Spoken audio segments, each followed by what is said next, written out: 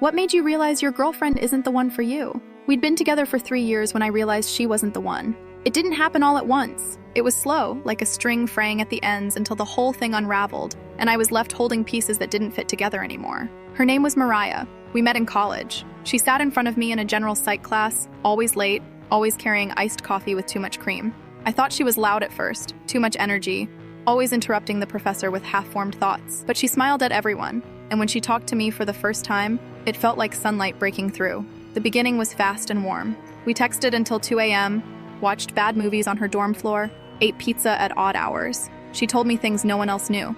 About her dad, about her panic attacks, about how she was terrified of not being special. I listened. I gave her stability. She gave me light. For a while, that was enough. I planned our dates, helped her study, picked her up when she drank too much at parties. She wrote poems about me, drew little cartoons of our life together. People said we were perfect. I thought we were too. After college, things shifted. We moved into a one-bedroom apartment downtown.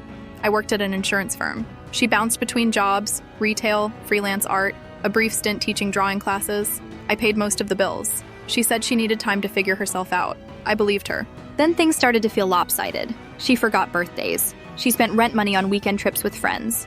She left dishes for days, claimed she wasn't built for routine. When I tried to talk to her, she'd cry or joke her way out of it. Every problem became my fault. Too controlling, too logical, not fun enough. I started doing things alone. Grocery shopping, cleaning, folding laundry while she painted in the living room. She said I didn't support her passion. I did. I always did. But she never asked how my job was, never noticed when I was quiet, never thanked me when I took on her responsibilities. The night it truly cracked was my birthday.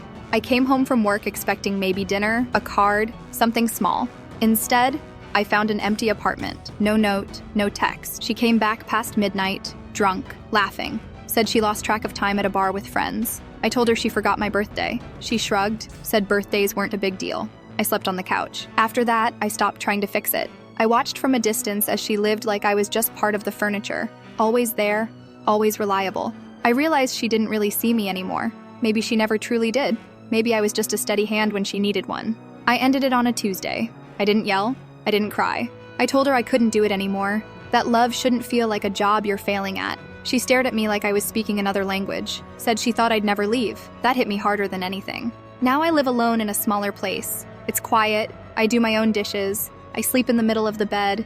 I keep one of her old sketches in a drawer. Not out of love, but memory. Because it wasn't all bad. It just wasn't right. She wasn't the one. And now I finally feel like myself again.